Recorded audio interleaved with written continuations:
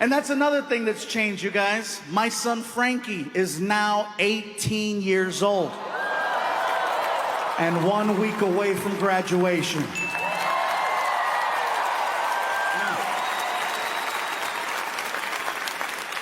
You guys are clapping, but he's not leaving. I've already asked him, I said, Frankie, what do you want to do with your life?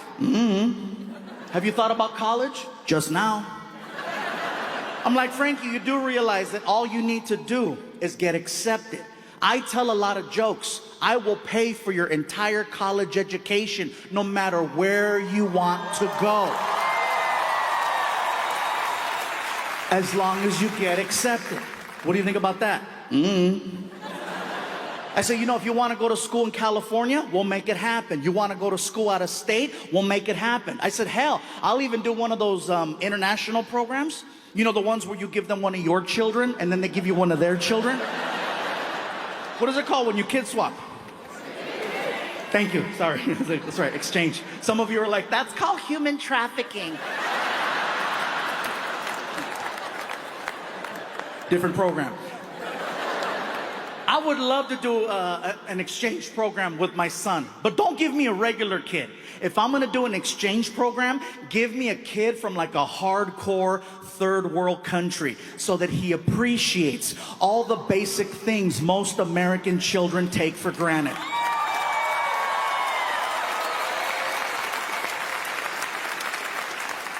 That's why I say, give me little Tombutu. Give me Tombutu. I would love Tombutu, and Tombutu would love me. Mr. Fluffy? Yes, Tombutu. I was wondering, what time do we go to sleep? You go to sleep whenever you like. This is your room. We sleep next door. All of this is for Tombutu? Yes, all of this is for Tombutu. In my village, 2 families sleep in an area this big. Well, here in America, one big-ass Mexican kid sleeps right here. Enjoy. And then I would take him to like IHOP or Denny's and let him order whatever he wants and just watch him lose it. You know? This is the Thanksgiving I heard of. Thank you, Mr. Fluffy. Thank you. If there is anything Tombutu can do for you, please tell me. Anything. Can you help me take out the trash? For you, I will eat the trash. Meanwhile, my son's on the other side of the world on top of an elephant trying to get Wi-Fi.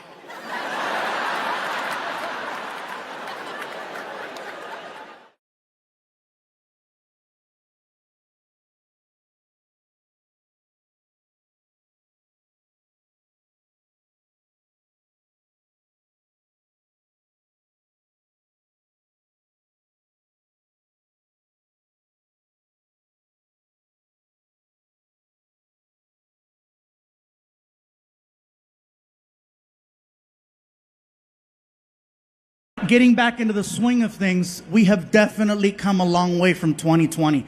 The fact that we're in a sold-out stadium, elbow to elbow, ready to laugh, have fun. We've come a long way. You know? 2020, you guys, I gotta just thank my dogs. I gotta thank my dogs, because my dogs kept me sane, they kept me happy, they kept me focused. Because I was so depressed, I was sad, I didn't know what to make of things. Do we have any dog owners? Yeah? See, dog owners, you know what's up. No other animal in the world will give you 100% like a dog. What, cat? No. I'm sorry. No disrespect to cats or cat owners. But cat owners, you know as well as I do. Your cats, because I know you got more than one. Your cats look at you like you live in their house. You walk in, you try to scold them for something. And then when you try to talk to them, they turn their back on you and show you their butthole. And you're staring, you're like, oh my God, it's so dark. Only a dog will give you 100% of itself. That's why they get so sad when they know you're about to leave, and why they get so happy when you come home. You are literally everything they've been looking forward to. And now you're back! I know for a fact, nothing on this planet loves me more than my dogs. I said this last night and someone said, What about your son? I said, nothing. Loves me more. I could leave my dressing room for 1 minute or 1 hour. When I come back, the reaction is the same. It is the greatest moment ever, every single time. Oh yeah. My dog Vinny will jump off the couch and run towards me top speed. And then when he gets to me, he jumps up and down. And he makes a sound like a... You can almost hear, where were you? Where were you? Where were you? And he pees everywhere. I used to get upset that he would do that, but then I thought about it. My dog loves me so much, he cannot control his own bodily functions. That's why when I would go home, I would immediately pick him up before anything. And then my girlfriend would get mad. How come you don't come to me first? I said, because the dog loves me more. How do you know I don't love you more? I said, I don't see a puddle. Nita, dry. Yeah, she didn't like that. Sorry. But yeah, these dogs, man, let me tell you. And I apologize if I'm kind of stuttering or I'm not as focused right now. I have never been distracted by a blimp with my face on it.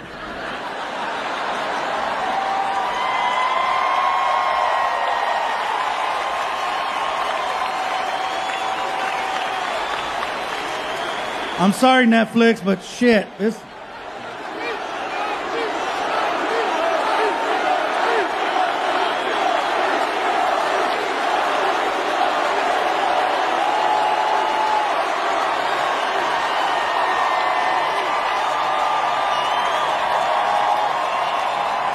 This is like a birthday and Christmas and the Super Bowl and the World Series and losing my virginity all at the same time.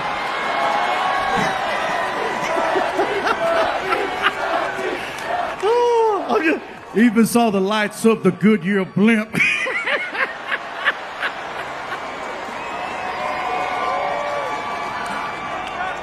I'm sorry, you guys. I'm just so goddamn happy right now. Thank you.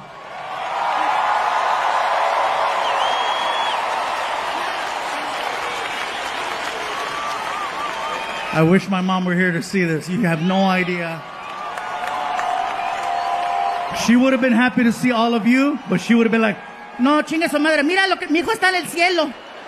Anda ya con Jesus in the sky, mira.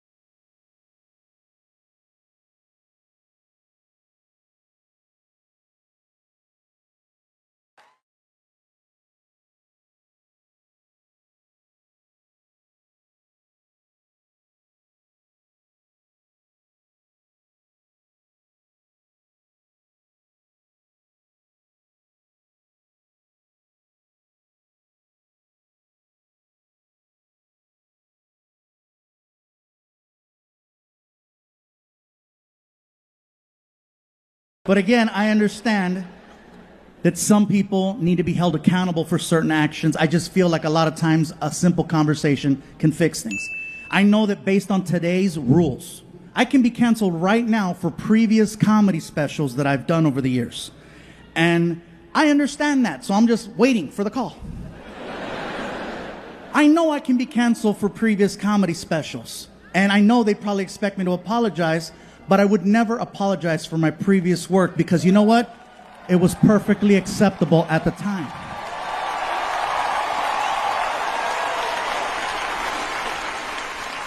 Clearly, there are things I would change now, but at the time, no. There's no way to go back and apologize for that when everything was okay. I want to let you all know right now that there are things about me that you don't know that you're going to find out sooner than later. So basically what I'm trying to do at this moment is do what my lawyer said and get ahead of it. I offended someone whose name I should have never brought up. I offended a professional fighter. His name is Canelo.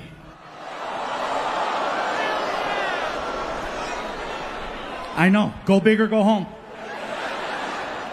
If you are not familiar with who Canelo is, give me a few seconds to explain. Canelo is arguably one of the best fighters in the world. Okay? You cannot miss him. He is, in fact, Mexican, but he does not look traditional. Canelo is, in fact, the whitest Mexican on earth. He's super white. He's so white, he's redhead. Canelo is a redheaded white Mexican fighter. He is so white, even Donald Trump was like, you can come. Super white. But then he opens his mouth and you realize, oh, Canelo, He's not local. So here's how I got in trouble. A comedy friend of mine by the name of Ron White reached out to me. And Ron White invited me to be part of his Tribute to the Troops comedy show for the Nashville Network. And I told Ron, I said, Ron, I'd love to do the show. Anything for the troops, let's do this. So the show taped in Vegas. And it's a couple other comics plus myself, and Ron White's the host. He brings me up on stage, and I figure I'm only doing 10 minutes, okay? I might as well just do references to Las Vegas since everybody knows Vegas. So I started talking about boxing. And then I brought up Canelo. And here's where I got in trouble. I said, Canelo is my favorite fighter of all time. I just wish... And it was all downhill after that. I said, I just wish he would not do interviews in English because English is not his strong language. And if you're a professional fighter, hear me out. If you're a professional fighter, you need to sound confident, engaged, threatening, aggressive, on point, in your face. And in Spanish, he does. In English, not so much.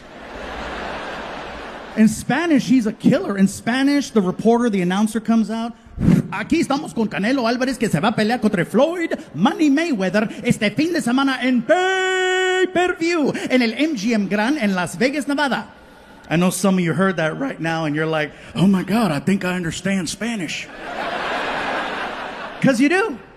So then the reporter will look at Canelo and ask him about the fight. Canelo, ¿qué vas a hacer en tu pelea? Canelo takes the microphone. He's a man of few words, but he's on point. He looks at the camera and he's like, pues mira, yo pegar así, va a pegar el piso. Shas. Así mero, no se lo pierde ese fin de semana en el MGM Grand, Las Vegas, Nevada. Canelo Álvarez contra Floyd Money Mayweather. No se lo pierda. Same exact interview. English.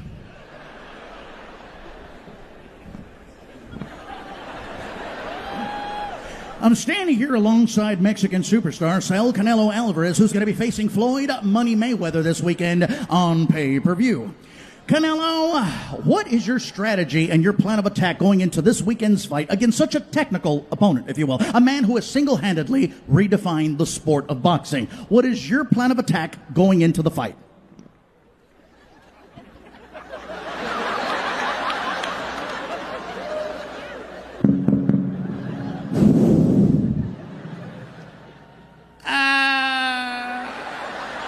Well, I'm going to hit him like this. I'm going to hit him like this. He's going to fall on the, ¿cómo se dice piso, güey?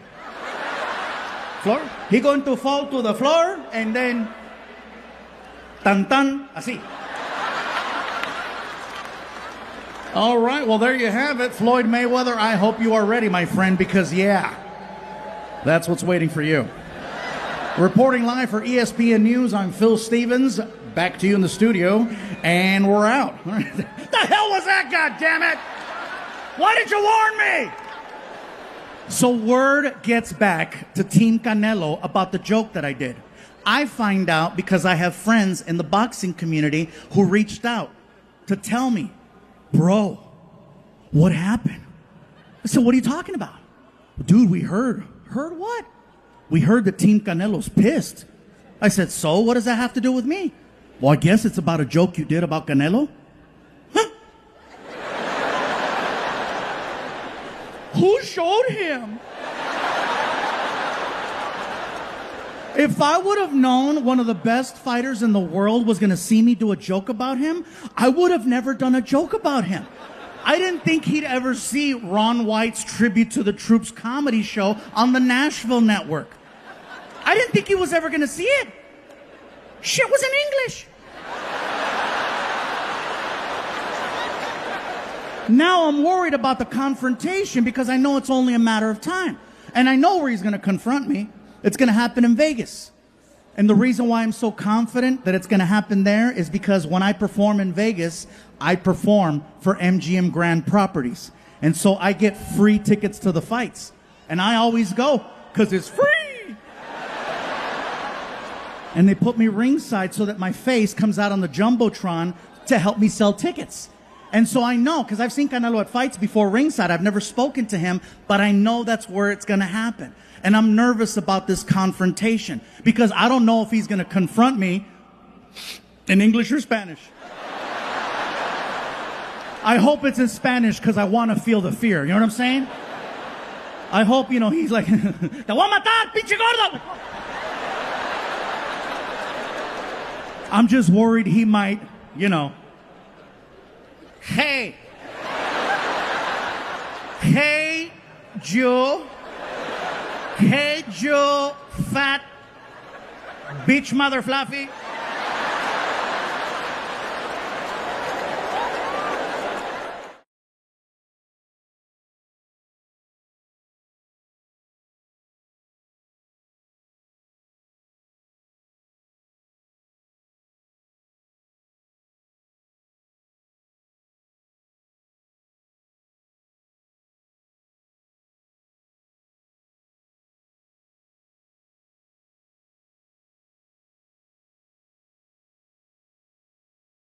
He's at the point now of spoiled where he walks up to me and he goes, Dad, I'm really bored with my Nintendo Wii. Can I give it to my friend Angel? I go, what did you just say? I'm bored with my Nintendo Wii. Can I give it away? I go, is it broken? No. How long have you had it? Woo, for like 4 years. I go, how many games do you have for the Nintendo Wii? Like 300? I could feel you judging me over there. I felt that. Oh! You're judging me right now. I could feel it. She's over there. She's like, this is some Dr. Phil right here. He really messed him up. I heard you. Let me just, for the record, let me set this straight, okay? I did not buy my son 300 games. Here's what happened. I have a friend who's a computer hacker. And for $75, he put 300 games on my son's hard drive. Yes, I have money, but I'm still ghetto.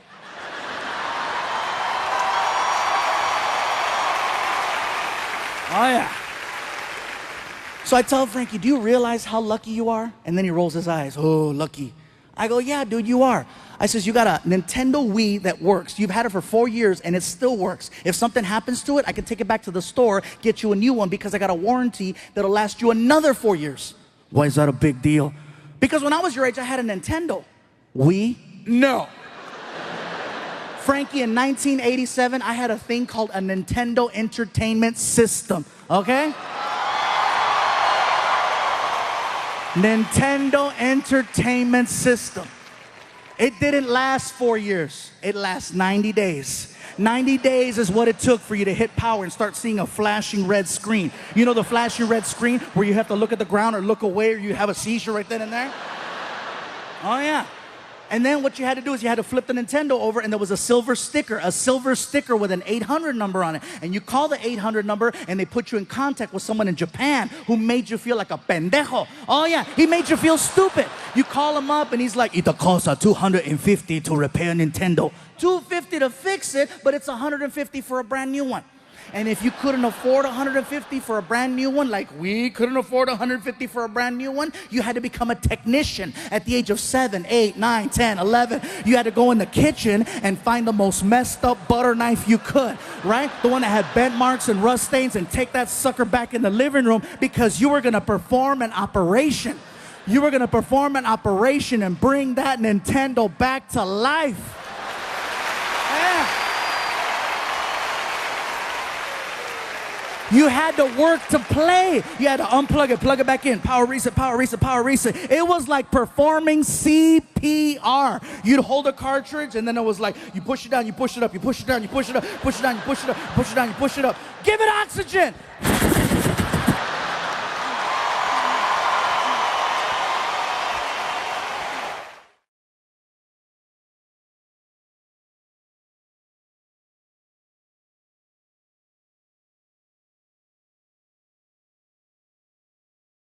It's a trip, man. The biggest character in my life is my roommate. This dude's like a big time pothead. Are there any pot smokers out here? See, everybody that giggles probably is, huh? I swear to God, every morning I wake him up for work. Hey, Albert, wake up. Hola, Gabriel. Go back to bed, bro. All right, man. He came up to me one time with this. He goes, hey, Gabriel, have you ever stopped to wonder all the sounds that a car makes? I'm like, no, but I could just imagine what he must hear, right, when he's high. Like, let's say he's down the street and he's gonna drive over here right now. This is what I imagine he must hear. All right, Gabriel, I'll see you at the comedy club. Let me just take out my keys.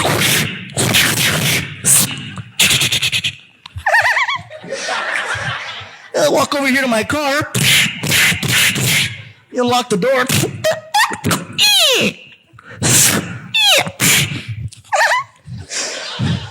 Man.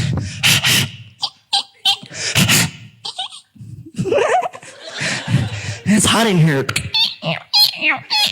I'm sorry for those of us in Austin who have money.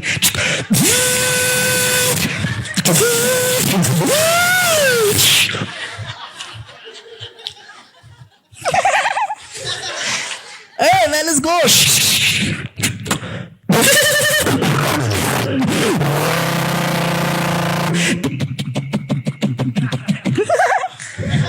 You know he's high because the power windows and the thing went down before the car was on. All right, man, let's go to the club.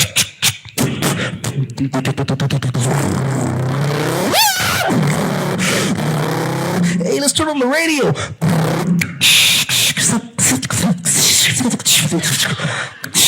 102.7 San Antonio. Como la flor, como la flor, tanta flor. Aquí Selena.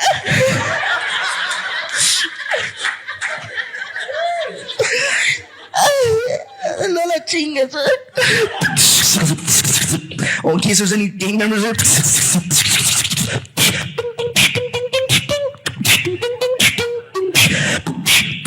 Get to a stoplight. Órale, mamacita, what's happening? Oh, you don't like it?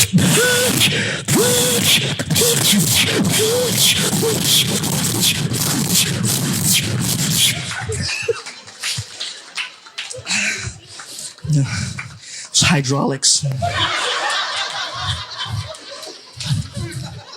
In case you were wondering. Okay.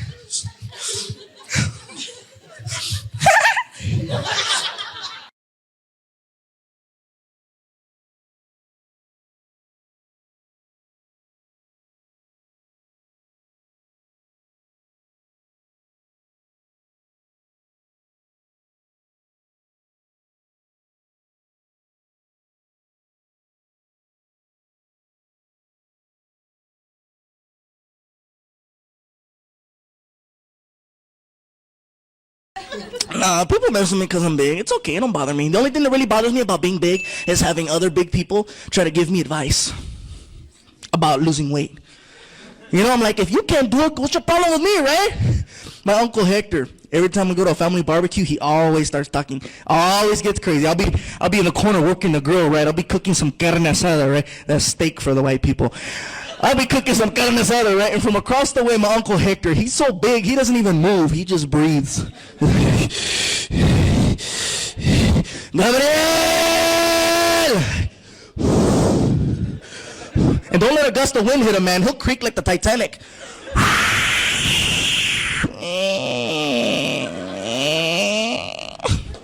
I'll be like, what, Uncle? What do you want? What? Why don't you go on a diet? Hey, you're fatter than I am. Hey. Everybody knows it's my medication. You know, then my mom jumps into the picture. Oh, see, his medication. Pues what did the doctor prescribe? Enchiladas? Huh? Cheeseburgers? I know your medication. He'll start getting into it, right? You don't understand. It's DNA. Don't you watch the news? There's too much DNA. Oh, yes, too much DNA. Too much drinking, napping, and all you can eat, huh? No estás chingando with your DNA. It's not called DNA. It's called KFC. I felt left out, right? Because they were going at it, right? So I threw my 2 cents in there. I was like, Uncle, how many cows had to die to make that long-ass belt of yours? He got mad. Oh, no, you didn't. No, you want to know how many cows had to die? You want to know? I'm going to show you. I'm going to whip your ass.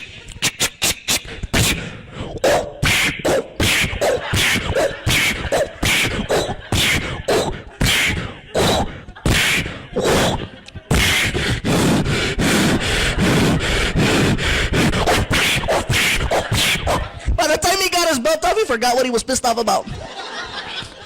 Walking around with his pants around his ankles. Cabrón. Oh, it's a trip. He gets envious though, skinny people. Because skinny people can do things he can't. Like fall down. For real, skinny person can just hit the ground and get right back up. Not my Uncle Hector. Oh no. If he were to trip and just straight fall, it'd be over. For him and the sidewalk. That's why when he falls, I swear to God, he falls in sections. He does. He came after me one time with a bat. Cabrón, te voy a dar en la... Oh, shit.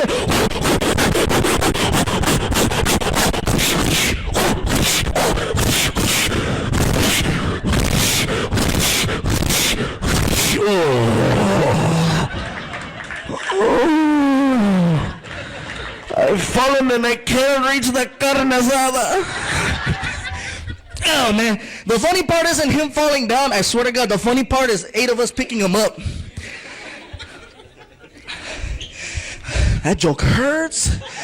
You saw it, huh? You're like, out.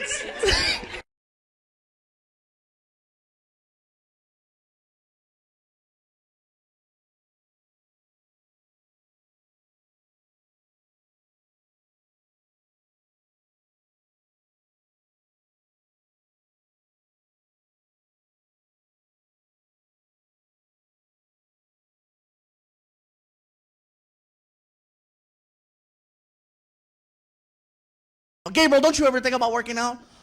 I think about it all the time. All the time, watch. Guess what? I didn't like it.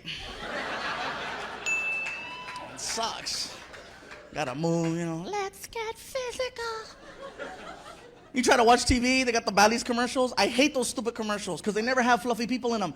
Everybody's already in shape, you know. Everybody's buff, everybody's all slim and trim, you know. I want to see a commercial with a fluffy guy on there on a treadmill, just heaving. Next scene, he's on the floor. Help him! Bally's.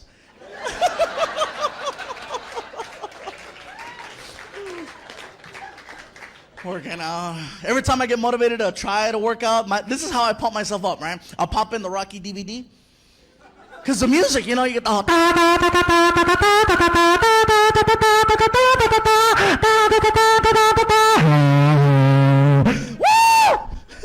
As soon as the movie's over, I turn it off, and the regular TV comes back on, and never failed. I want my baby Chili's, baby banquets.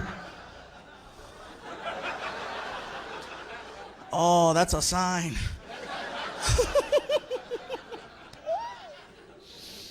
Yeah, the gym. People say too, you know, well, you don't really have to work out. Just, you know, walk a little bit. I always hear that. Gabriel, you should walk. Why don't you walk? Walk. Go walking. You should walk. I'm gonna walk away from you.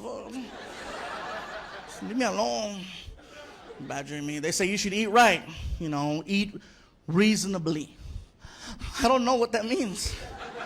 Like I said, food is my drug. And my problem is I try to live every single day out, like, you know, to the fullest. Because you never know when it's your last day. I watch the news every day and they're always depressing me, you know. More problems. And it's like, you know, the world and the this and that. And it can't even rain in California without everybody freaking out.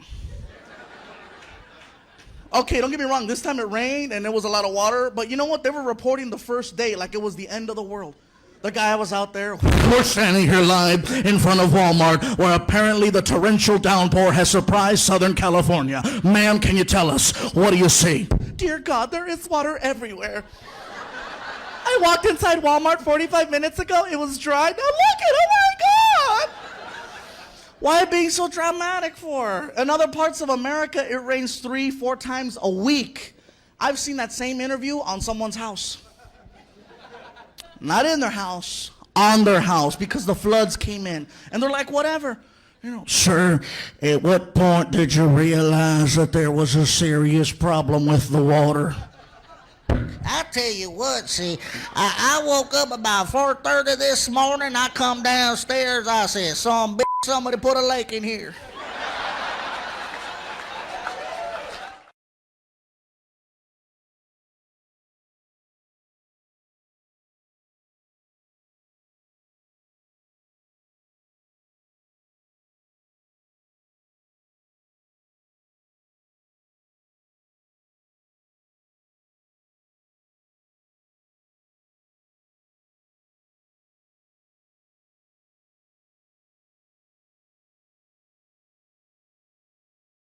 For those of you who missed it, my name is Gabriel Iglesias. I know some of you heard the last name Iglesias. You're wondering, right, Gabriel, are you related to Julio?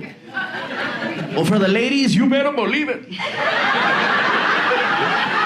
Oh, trust me, after a six-pack and a shot of tequila, I look a lot like Julio. After 4 shots, you'll be calling me Enrique. You don't believe me? Keep drinking. I like Julio. Julio's cool because Julio's one of those entertainers who knows how to talk to women. Like you see those snotty reporters, they come out with the lights and the cameras, right? So, Julio, let me ask you something. What do you think about your concert last month in Los Angeles, huh? And he comes out all cool and macho like a matador, just, hello. I am Julio. And you're so beautiful. I want to be with you.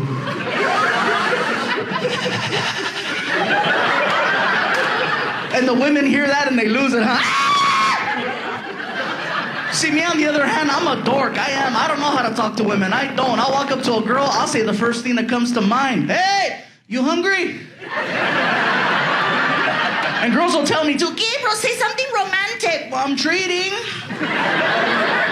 I have coupons, what's up? Funny, man. Everybody always gives me advice on the best way to meet that special someone. Like my mom always tells me, Mijo, you know what you should do? You should go to a club.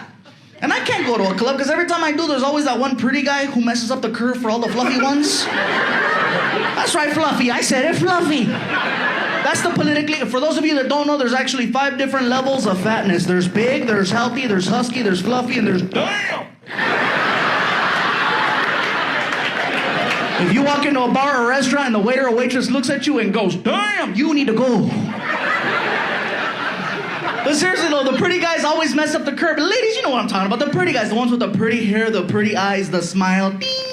They walk in all sexy. Oh, you can't tell by the way I do my work. I'm always thinking all the time. And all the ladies always go for the pretty ones. And ladies, don't say you don't because you do. I'm gonna let you know right now. If a pretty man is what you want, then by all means, make the connection. Get together.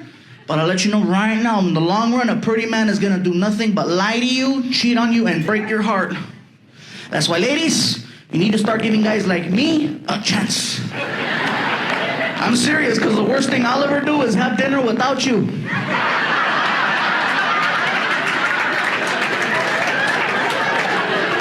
You're clapping, huh? You hungry? Look at him, he's like, no, she's full. It's okay, man. I tried.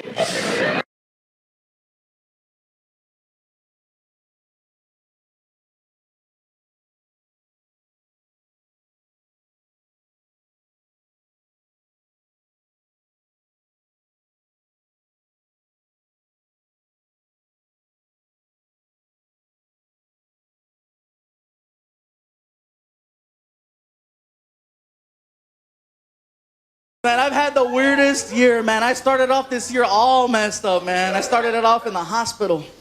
Yeah, Pikachu la cagó. I messed up. I'll tell you what happened. I was at the house and I was eating some tacos and they were delicious. And all of a sudden I got a pain in my side. It was one of those pains that not even a good pedo can get rid of. You know what I'm talking about, bro? You ever get one of those pains at the house? You're eating, oh, it hurt, me duele. And your wife or girlfriend tells you, but let it go. Dale gas, chingale, dale. And you do, and it's like CPR, huh? Well, try as I did, it didn't work. I wound up in the emergency room, and if, you guys do whatever you can to stay out of the hospital because it was scary. It was the first thing they did to me was they stripped me of all my clothes. And not in a sexy way either. It wasn't like, are you ready for Pikachu?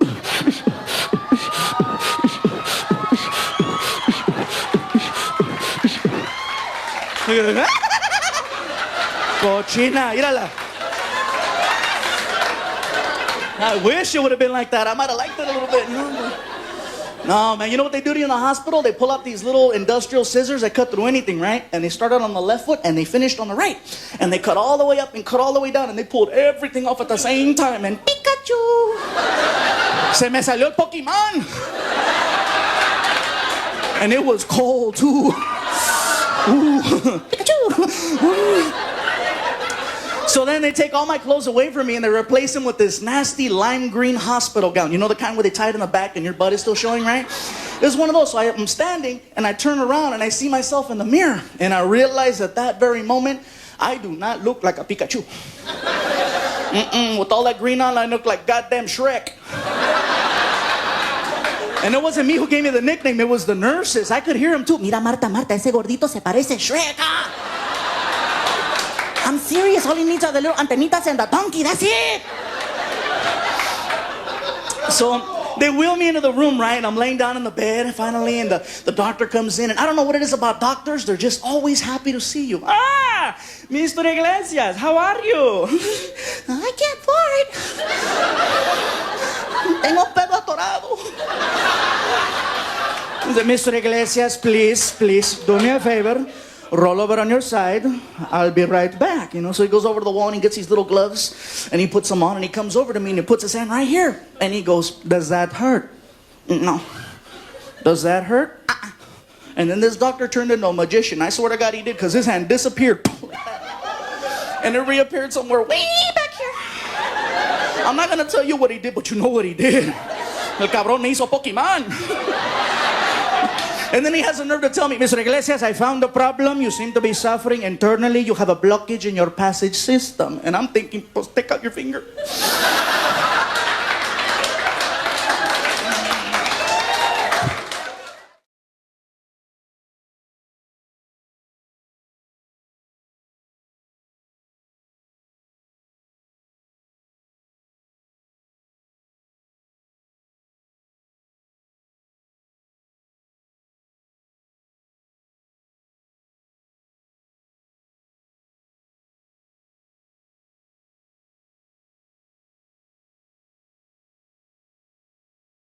One radio show, I gotta tell you guys, it cracked me up. The DJ's name was Chewy, okay?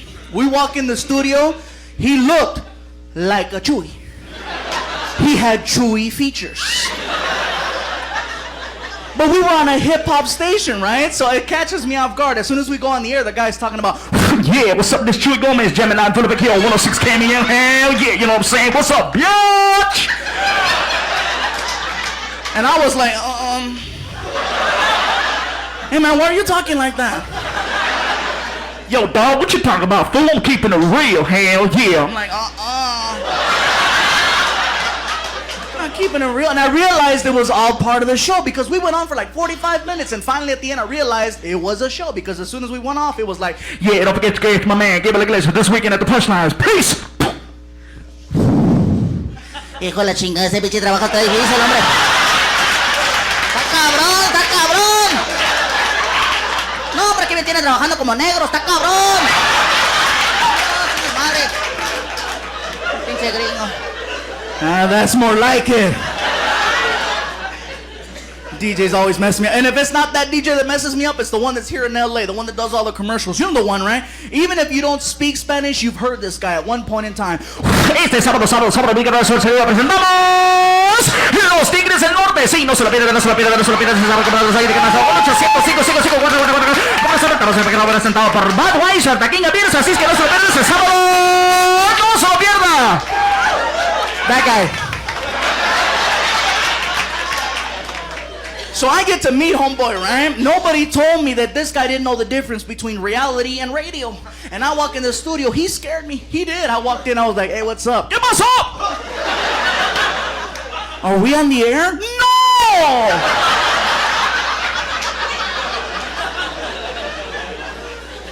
And it freaked me out because I thought about it. What about when he goes home talking like that to his wife and his kids come 2, 3 o'clock in the morning? Maybe his wife wants to do a little something. And she tells him, "Ay, honey, tonight, when the kids are sleeping, what are you going to do to me? ¿Qué me vas a hacer?" Bueno, digo, para ver que sueles que va a tomar un botano, darnos al cuarto. Te puedes abrochar los pantalones, quitarte los calzones para mirar ese culote. ¡Mira nomás! ¡Mira nomás! ¡Sí! ¡Sí! Esta nalgada está presentado por Budweiser. ¡Es para usted! ¡Sí!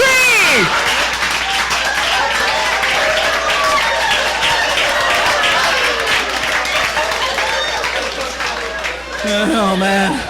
The funny part is I know a couple white guys are going to go home tonight and try that. That's it, honey. See? See? Stop it! See?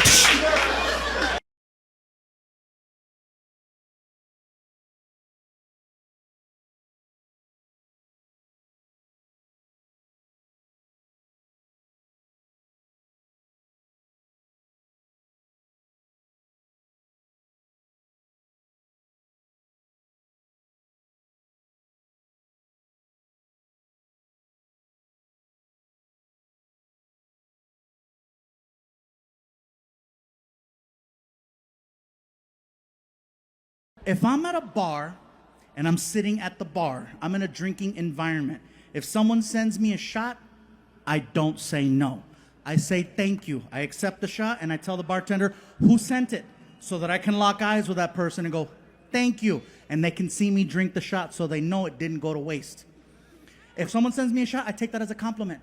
I think it's an awesome thing if someone sends you a drink. And so when I send someone a drink, I mean good intentions with that drink. And if that person is like at the bar and they're like, ugh, no, I take offense to that. I'm like, ugh, dick. I don't want to make someone feel that way. So I know if I'm in a drinking environment, I don't say no. I have already established the fact that this is a drinking environment. I've already done 2 rounds. And so I see what's going on and I'm looking for help because that's a lot. So I look for security and I'm like, security! And security sees, and security was so clueless that night. They're like, want me to help you drink? No, stupid! Martin is gone somewhere, security's clueless, so I'm stuck on my own. So I walk over, and I start drinking. I grabbed the first shot, and I held it up, and I said, to Orlando. Boom. Second one, to Orlando. Boom. Third one, to Orlando. Boom. After about 8 shots, I was like, to Nanando. Boom. After about 12 shots, I was like, to Armando. Boom. I did 17 shots of Jaeger. At this point, people are no longer watching my show for the sake of stand-up comedy.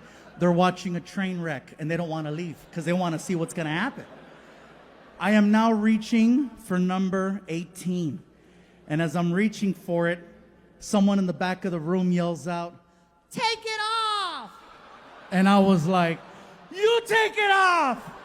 And then her boyfriend stands up. Hey, she'll take off whatever you take off. And all of a sudden, we had a party.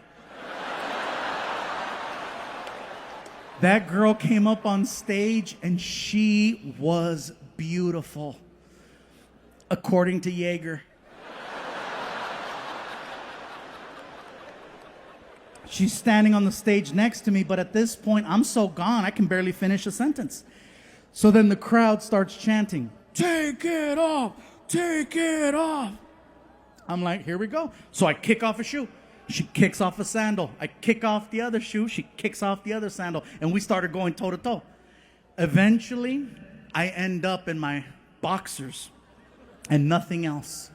And she's in her sports bra and her underwear. And it's her turn. And we all know it's her turn. And this is what I feel like I might get in trouble for, because I was instigating. I was like, we're gonna see something. We're gonna see something. I don't know what we're gonna see, but we're gonna see something. It's either gonna be Momo or Meow Meow. It's gonna be something. As soon as she heard Meow Meow, she ran off the stage. And now I'm standing there in my boxers. No one there to help me. Finally, my friend shows up. Martin comes out the door, runs down the stairs, takes the microphone away from me. He goes, "Get your ass upstairs." I'm not paying attention. I'm just looking at the ground. You know, I am gone. I'm this guy. I look like the end of a Mortal Kombat game.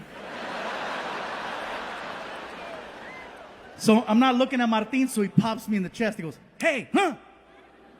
And I see Martin's face, and his whole face is covered with salt. Because he's a whore. Martin says, "Get your ass upstairs." "Okay, Martin." So I start trying to walk up the stairs, but I can't because I'm too drunk. So I got to do that little baby bear crawl. You know, that football thing where you get on all fours. And so I crawled all the way up the stairs like a little baby bear. And when I got to the top, everyone cheered. "He made it!" And so I'm still, woo! And Martin, he's just trying to get me to go away. He's like, "Ladies and gentlemen, one more time for Mr. Gabriel Iglesias. This man gave you everything he had." I know some of you just found out Martin is real, because you finally get to see him, right? And if you're Mexican, yes, he looks like Machete or Marco Antonio Solis. If you're white, he looks like the Big Lebowski. Wow.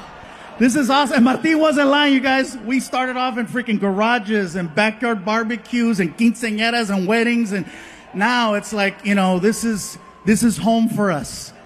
The biggest thing I've ever done will be tonight, without a shadow of a doubt. And I'm glad that we can all be here for this. This is, because yeah, after COVID, I wasn't sure what was going to happen. You know what I'm saying? Like, the only good thing I can say about 2020 for me was the fact that for some reason I managed to lose 70 pounds. Yeah. Thank you. Yeah. Yeah, I lost 70 pounds. People ask me, "What's your secret?" I said, "It's no secret. They closed all the goddamn restaurants. That's a secret. I didn't know how to cook. That was the secret. It was me at home with a Foreman grill making weenies. But yeah, we were on tour in Kalamazoo, Michigan when we got the news that we had to go home. And then we came home and we all turned on our TVs and we watched them lie to us. I'm not trying to be a conspiracy person, but they told us, remember? It's only going to be 2 weeks. That's it. They told us 2 weeks. All right? Ladies and gentlemen, we just like to ask that you go home for 2 weeks. Be with your loved ones. Be with your family. Just 2 weeks while we figure things out. Dr. Anthony Fauci has given us some new information to go by. Just 2 weeks. That's all we need. Just 2 weeks. And I apologize for using the same stereotypical old white voice. But that's the one that they used. Because that's the one we listen to in a time of crisis. It couldn't be any other voice. It couldn't be, "No, hombre, cállate, shut up, mira. No más 2 weeks, okay? No más tú. You're gonna go home con tu mamá y tu papá. And if COVID come to the house, you tell COVID, hey, no está aquí, güey. Come back another time, it's okay. Just 2 weeks." It couldn't be any other voice. It couldn't be, "I tell you what, this is what you're going to do, goddammit. You're going to take your ass home. You're going to hunker down. You're going to hunker down. And if COVID shows up at your front door, get her done right there to the face. Okay, that's what you're going to do. Just 2 weeks." It couldn't be any other voice. It couldn't be, "All right, listen up. Okay, this is what's going to happen. You're going to go home. You're going to be with your family and them, right? And if, oh, you don't want to laugh at the black voice, huh? Whatever, that's your guilt, not my guilt. I'm fine. I'm fine. But yeah, just 2 weeks. That's what they told us. 2 weeks. And 2 weeks turned into 2 months, turned into half a year, turned into a year plus.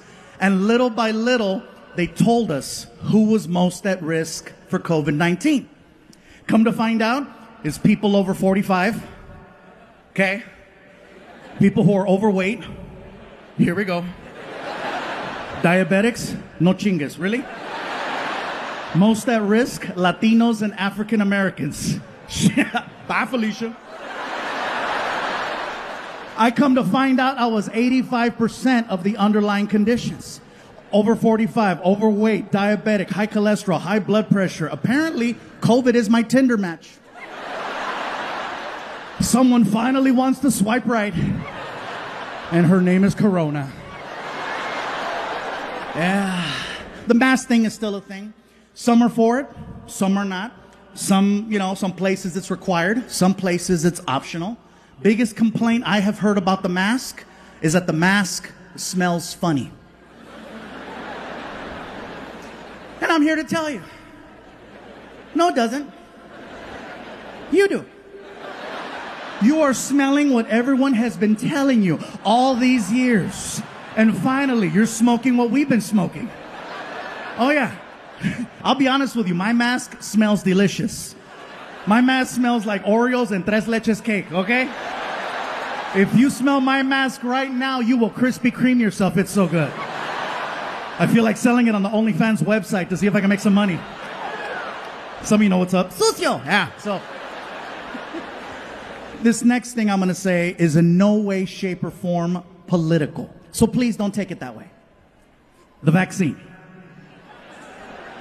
Look at some of you. Oh, here we go. Here we go. I knew it. I knew it was coming. I knew it. Look at him. He's got booster written all over him. Look at him. I'm not here to tell you what to do with your bodies. I'm just here to share a story. I got vaccinated, okay, and I'm not saying it to get approval. I'm just telling you because, hey, look, I was 85% of the underlying conditions. At this point, I'm rolling the dice. Plus, I wanted to work.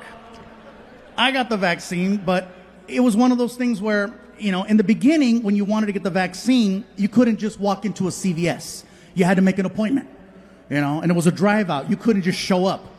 Because I tried. Oh, I tried using the face. I'm like, hey. Apparently this only works at Red Lobster. Oh, yeah, I can show up at Red Lobster at 8 o'clock on a Saturday. It's on. Do you have reservations? It's fluffy, make biscuits! But for the vaccine, no, I made my appointment like everyone else. It was a drive-out location, There's a little speaker box. May I help you? This is very familiar. Yeah, let me have a large vaccine. Pfizer, Moderna. I got a coupon, whatever's free. Pull up to the window. And then I pull up to the next window. And then a guy who's all covered up. He's got the whole, Then you give them your arm, and then they harpoon you, and they make you park your car for 10 to 15 minutes in case you have an allergic reaction. So I'm sitting in the car, and I got the radio going and the AC going, and I glance over, and I notice that there's people there protesting. And that's fine. Protesting is a right, and I'm all for it, okay? My problem is when protesters leave the sidewalk and get right in your face. So here's what happened. I glance over, I see the protesters, and I locked eyes with one of them.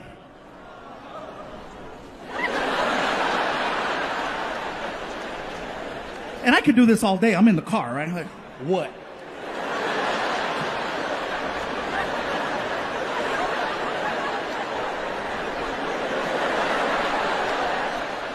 The lady who I'm looking at all of a sudden starts walking towards me. And I'm like, shit. She gets to my car and she starts going off on me. And I have never had a complete stranger go off on me for no reason at all. She gets to the car and she's like, "You are so stupid. You are so stupid. How could you get the vaccine? How could you get the vaccine? You have no idea what you just put inside your body, dumbass. I didn't know what to say. I was like, bitch, I eat chorizo.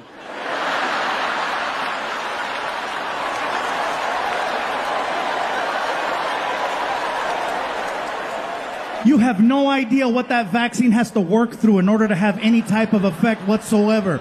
It's got to go through years with the chorizo, chicharrón, carnitas, carne asada, freaking hot dogs, bologna, spam, menudo, caldo de res. Oh. It's got to go through the gauntlet.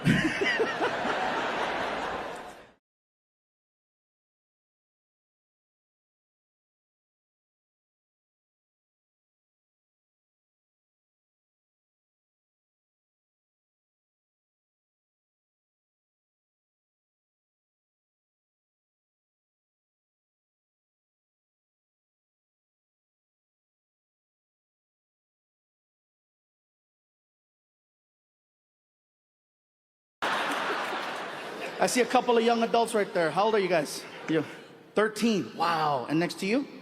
How old are you? You're 10. Okay. I am so sorry for what Martin said. 10 years old. But you know what though? I can't feel too bad because you know what? 10-year-olds are young adults. You are a young adult. I don't see you as a kid. A kid to me, first of all, is someone who doesn't have access to the internet. You have, I'm sure, a tablet or a cell phone or access to online services, right? Services. What the hell is he talking about? Bad choice of words. You know what I mean, right? You've probably seen and heard a few things already, and the parents are like, no, not my child. No, I locked their phone. Yeah, but you don't lock their friend's phone. I feel bad whenever I say something that's kind of like risque, whenever parents bring like a 4-year-old, 5-year-old, 6-year-old, and yes, it happens. Then I feel bad because then I'll meet them after the show and I'm like, I am so sorry for what you heard me say. And it's always funny to see the parents say, oh, they hear worse at home. Nothing like watching a 4-year-old confirm that, you know, just.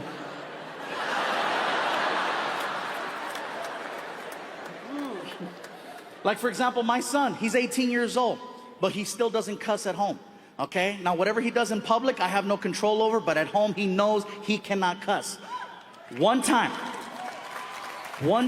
in like 13 years, I caught my son cussing at home, and I couldn't even get mad. He had fallen down the stairs. I don't mean to laugh, but think about it. What am I gonna do to him that's worse than what he just did to himself? I heard it too. Just, ah! Son of a bitch!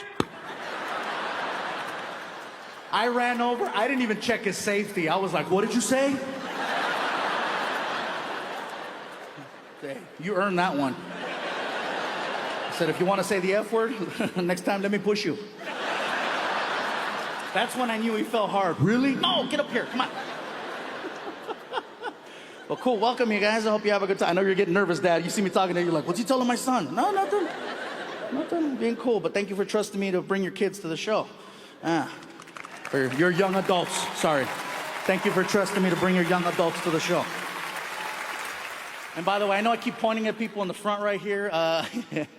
If you're here tonight with someone you have no business being here with, and you see a camera coming by, just be like, hey. Victory! They're very respectful. They'll go to the next person. Don't even worry about that.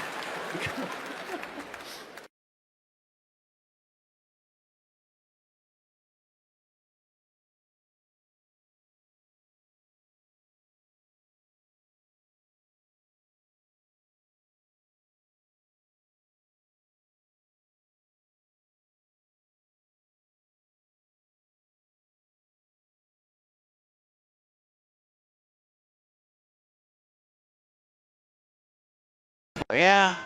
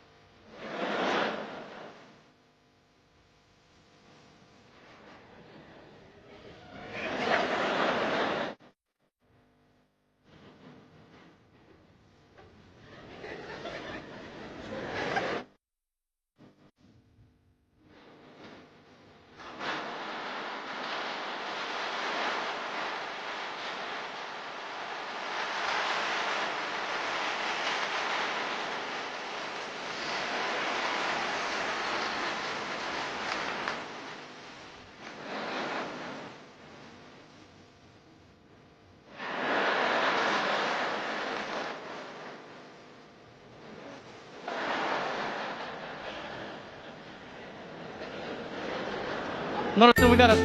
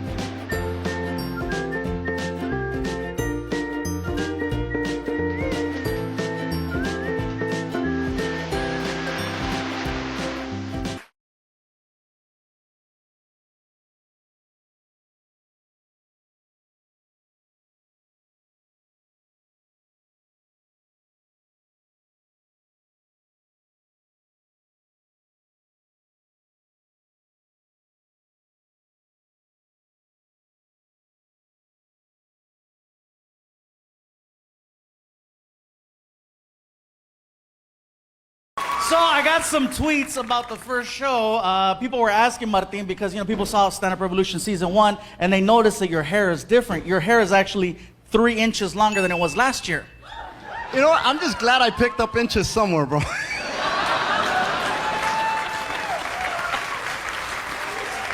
I'll take it. Well, it's different, bro, because last year, it was getting longer, kind of starts getting, now you're bringing back the 80s, bro. I wish I could bring back the 80s. I went hard in the 80s, bro. You know that show, Remember the 80s? Mm-hmm. I'm glad they made it, because I forgot half the crap that I did. And you guys have no idea. This man right here, okay, if he looks like a rock star, it's because he is. He parties hard. I know how hard he parties. Ozo knows how hard he parties. Let me tell you a story.